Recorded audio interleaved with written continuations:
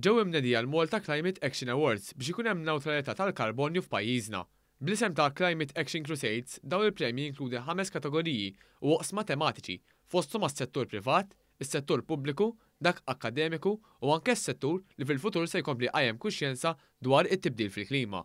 B'kollox se jkun hemm 5 rebbieħa u wieħed minn kull kategorija u se jintgħażel ukoll rebbieħ ġenerali li se jingħata t-titlu ta' Climate Action Crusader. Kull rebbieħ se jingħata trofew u premju finanzjarju. Il-Ministru għall-Ambjent Alon Farrugia spjega li huwa kruċjali li tingħata s-seta kemm lin-negozji kif ukoll lill-pubbliku biex jieħdu azzjonijiet u jindirizzaw l-isfidi tat-tibdil fil-klima. Permezz tagħhom se nippremjaw daw kollha illi se jimxu magħna lejn ekonomija b'żero karbonju skont il-viżjoni ekonomika ta' il-Gvern. L-applikazzjonijiet huma miftuħa għall-individwi, istituzzjonijiet edukattivi, entitajiet pubbliċi u negozji li jistgħu joffru soluzzjoni klimatiċi fl-operazzjoni tagħhom u li eventwalment jistgħu jsiru iktar regolari fis-suq.